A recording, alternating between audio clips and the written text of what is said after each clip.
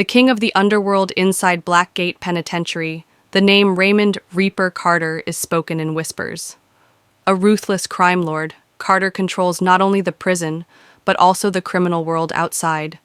Drugs, weapons, and even the guards, everything in Blackgate runs through him. Despite being locked away for life, his power remains unchallenged. The warden and guards fear him as much as the inmates, knowing that defying him often leads to deadly consequences. Inciting incident, the new warden arrives, enter warden. Frank Holloway, a hard-nosed lawman determined to break Carter's grip on Blackgate. Unlike his predecessors, Holloway refuses to be intimidated.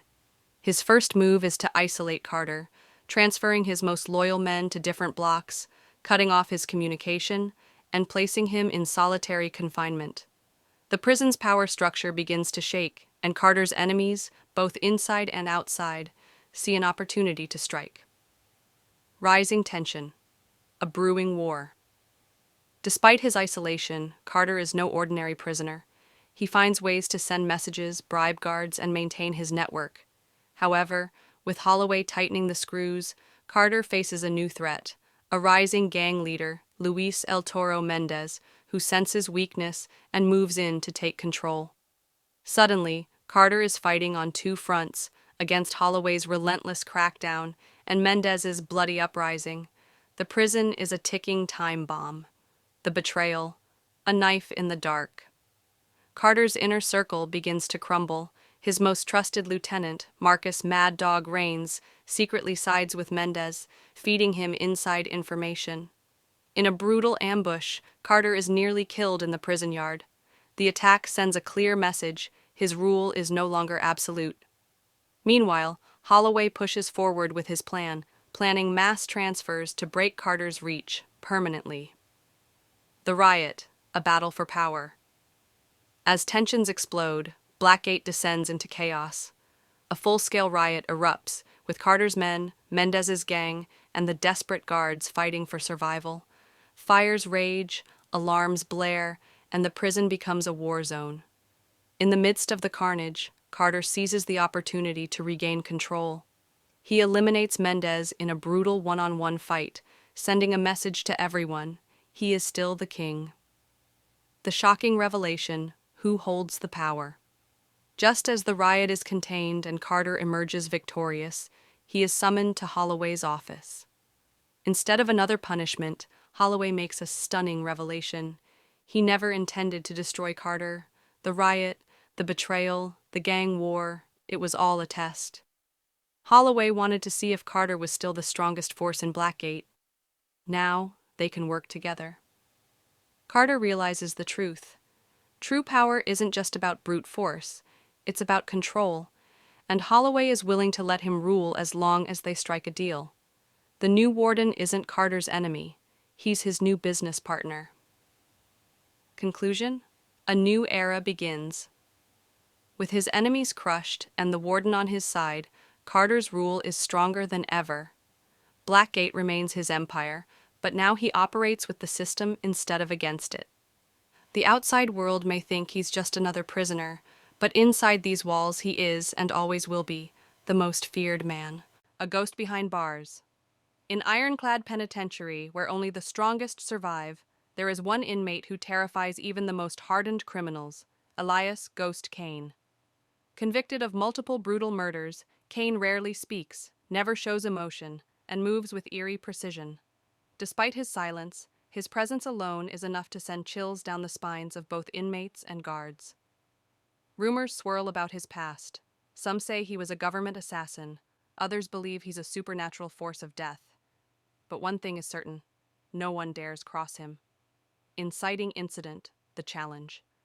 A powerful gang inside the prison, led by Rico Bloodhound Morales, believes Kane is just another tough guy who can be controlled or eliminated. They try to test him by sending a low-level enforcer to attack him in the mess hall. Within seconds, Kane neutralizes the threat, killing the enforcer with nothing but a plastic spoon. The entire prison watches in stunned silence. This man is no ordinary killer. Rising tension, corrupt guards, and hidden agendas. As news of Kane's lethal skills spreads, corrupt prison officials see an opportunity.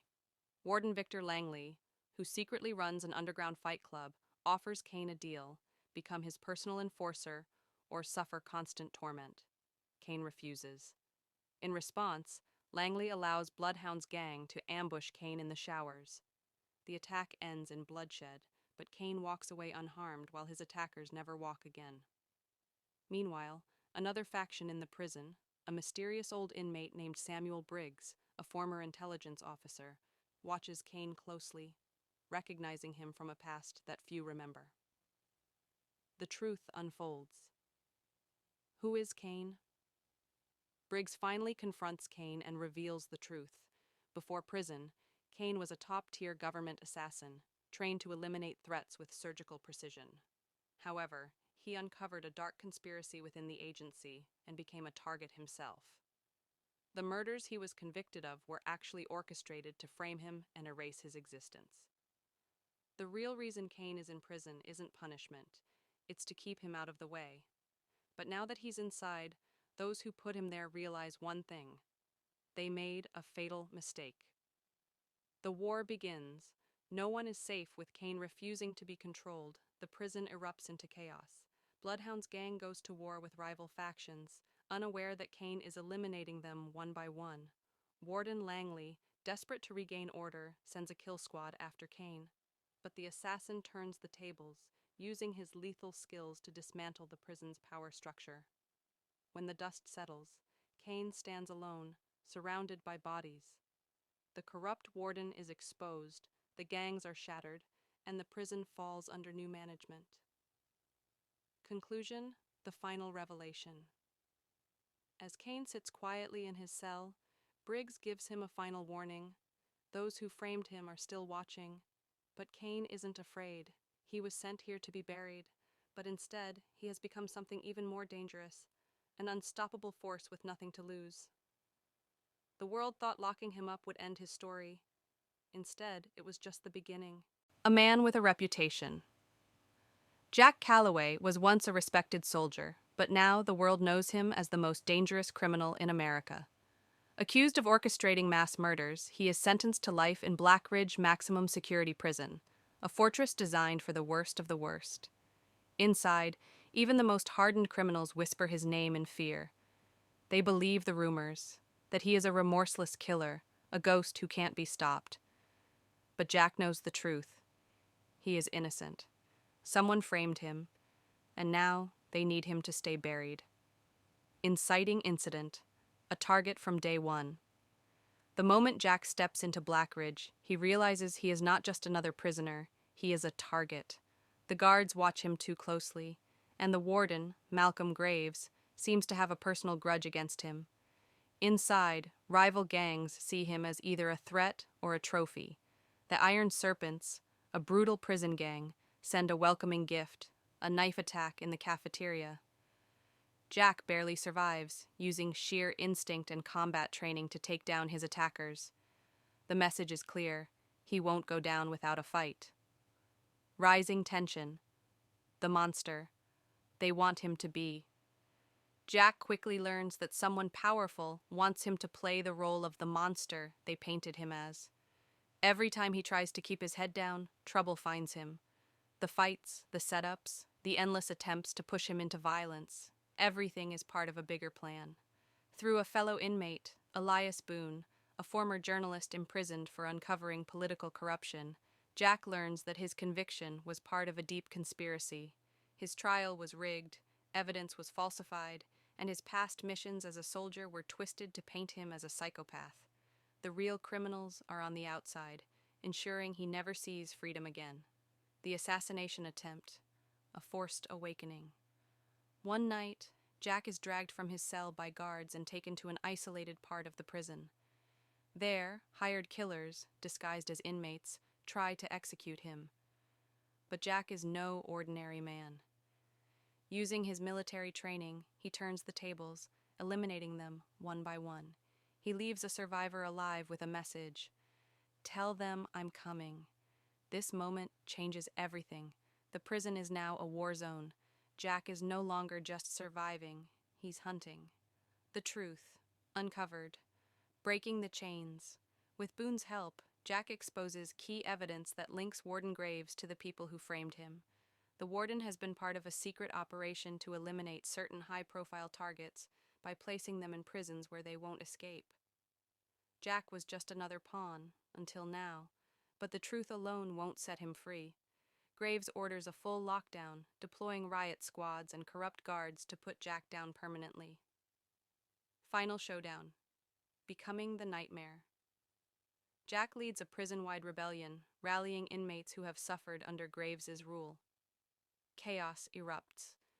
In a brutal final confrontation, Jack faces the Warden, who confesses that keeping Jack behind bars was always about control, turning him into the legend they needed to justify more power. Jack delivers justice his own way. By the time the dust settles, the prison is in ruins, the Warden is dead, and the truth about Jack's innocence is leaked to the outside world. Conclusion: a legend walks free.